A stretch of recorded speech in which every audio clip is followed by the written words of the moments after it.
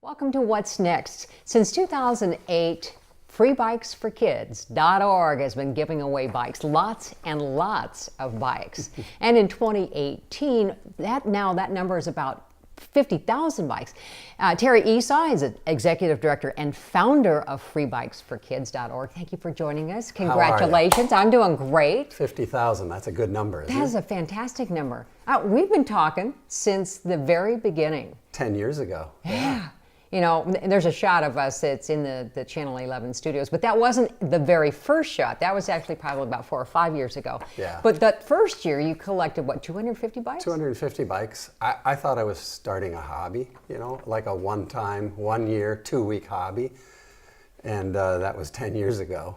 So we did 250 bikes in 2 weeks. And the next, you know, my friends at the end of that first year, my friend said, hey, that's fun. Let's do that again next year. So we started a little earlier and we gave away 750 bikes. And my friend said, hey, that's fun, let's do that again next year. And we gave away 1,500 bikes. And I said, okay, this is fun, but it's a lot of work. Maybe we should form a nonprofit. We'll get a board. I'll go see if I can find some sponsor dollars. And that year we gave away 5,000. And then it's just been kind of going like that ever since. It's amazing. So now this year, how many cities are you in and how many states are you in? Well, we're in 8 cities. We're actually in Atlanta, Detroit, Madison, Minneapolis, Salt Lake City, Portland, Eugene, Yakima, and hopefully, maybe by the end of this year, in London. Wow. I mean, really. Are we going to do this quite a bit? Well, maybe. Okay. Maybe. You're just warming up this hand. Okay. But there are a whole bunch of other cities. So I'm getting contacted every week by cities saying, hey, we've looked at your model.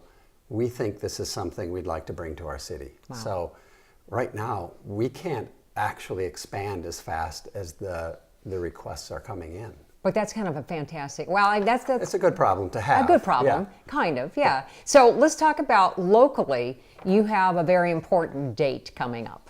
We do. October 6th, Saturday, at any Allina Health Hospital or clinic, virtually any one in the metro area.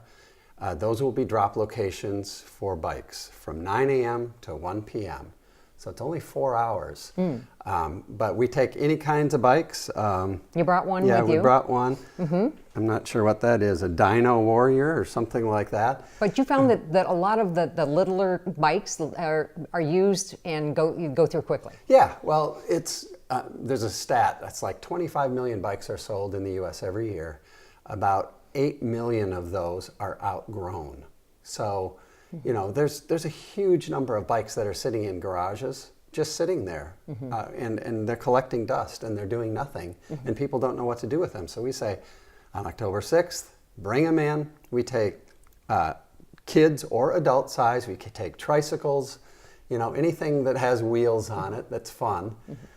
Kids love that kind of stuff. So, yeah, and just so you know, so did I say this? We set the Guinness World Record 3 years ago. Wow. 5,512 bikes in 4 hours were collected. Oh my gosh. Last year, it got close to 10,000. It is 9,000 something. So are they even keeping track of you anymore? No, they aren't. They blew us off. Oh, okay. But I think this year, I think we could break the 10,000 mark. Wow. So that would be awesome. Yeah. Because so you've got that bring many. your bikes in. Yeah, so you've got that many cities involved?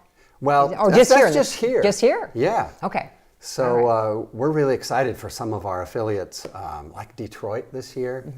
It's amazing what's happening there. They have 30 locations that are going to be collecting bikes, and they have great support there. So we think Detroit's going to be a huge city for us. Atlanta is growing. Madison just gave away 1,200 bikes.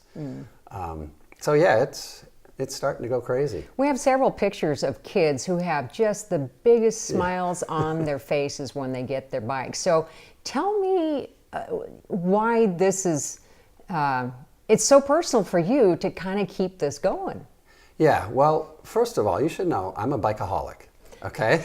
You know, those kids who have smiles when they get on their bike, I'm that kid. Still, at 64, I am a kid at heart. When I get on my bike, I'm happy. And I actually refer to my bike as my carbon fiber therapist.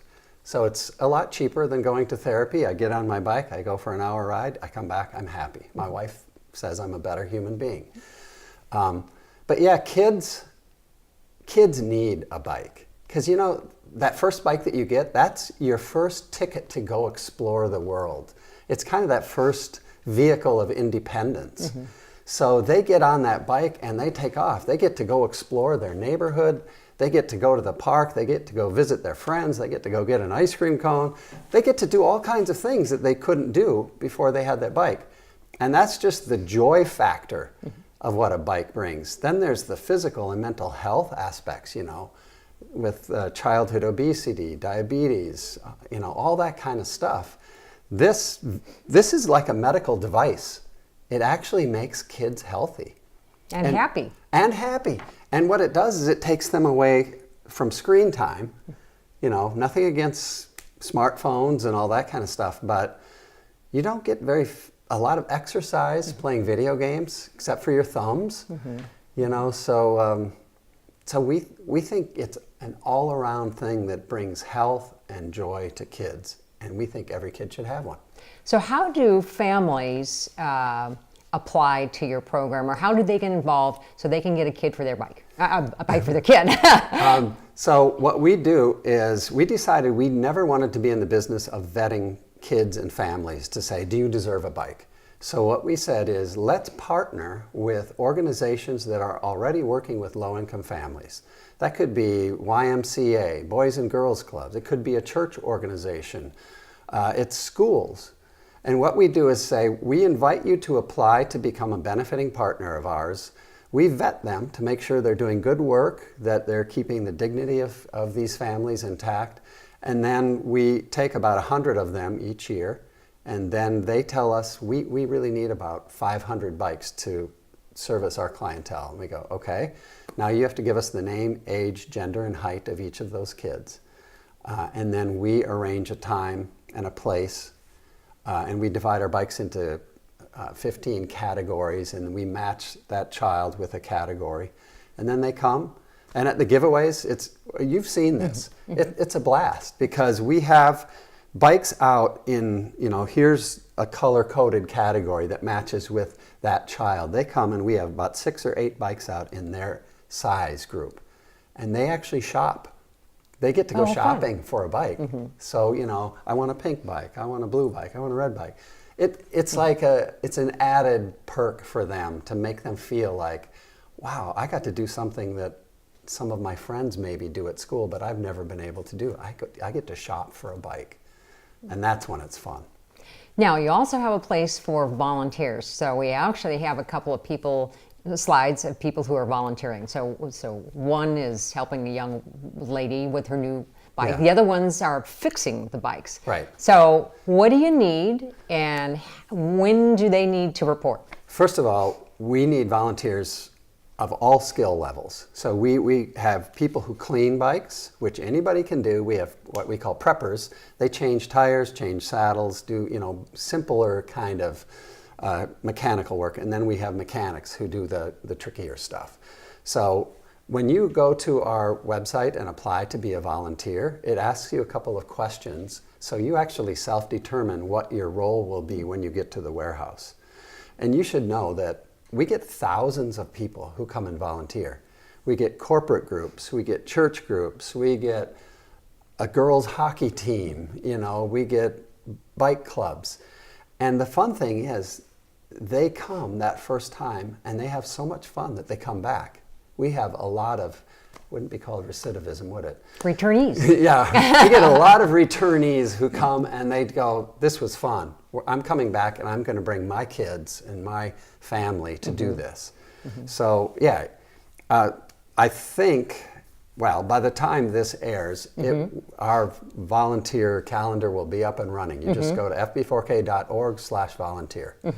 And if you go to our website, volunteer button will be very prominent. So you can see it, click it, and it'll walk you through the process. And the third part of it is donation. How do people, if they don't know how to hold a wrench at all, but they still want to be part of the process, how do they go and donate? Well, this is what's amazing. It costs us about $30 to put a kid on a bike with a brand new helmet. Every child gets a brand new helmet. So $30, you know, if you want to put 10 kids on a bike, donate $300, and you will make 10 kids happy.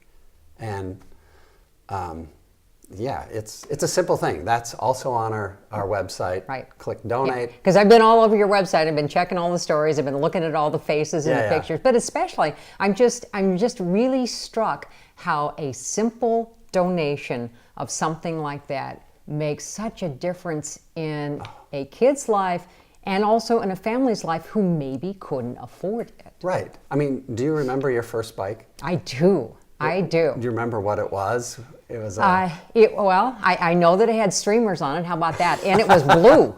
it was blue and had streamers. Yeah. Yeah. You know what? Almost I everybody. think it was Schwinn, but I'm not sure. Yeah. Well, probably was back in our Back, area. yeah. They were all Schwinns. Yeah, it right, seemed exactly. like. But almost everybody remembers their first bike Mm-hmm. because I always say, between a teddy bear and a car, a bike is the biggest thing that you actually own. Right. And that makes a huge impact in your life. Mm-hmm. So, you know, think about putting the next step of teddy bears in people's lives. It's just a great thing. Thank you so much for joining us. Again, where can people go to find out more of what's going on? FB4K.org. Says it right. I On the might t-shirt. have. I just happened to pick this shirt out today. It was purely accidental. Exactly. Exactly. This is where you go, and Yeah. there's all the information there. Everybody should get involved. It just makes kids happy. And to be honest, Diana, I can't believe I get to do this some I know. days. Isn't it fun? You know, It's fun. like I spent many years writing music for stuff and doing like the CARE Right. news themes. That's how we know each other, is you did the music for CARE for so many years. Right. But, you know, as I kind of got a little older, I'm going, yeah, what else can I do with my life? And I kind of just fell into this thing.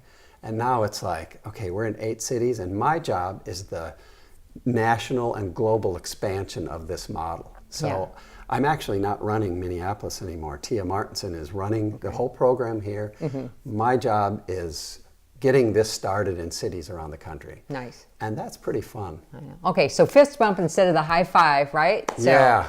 Thank you for joining us. I really appreciate that. Good luck with all of us. We're going to put the screen up one more time. So FB4K.org. Make a difference in a kid's life. Please go there. Thank you for joining us. You have Good luck. always supported us, and we Yes, appreciate yes, that. exactly. Thank you so much.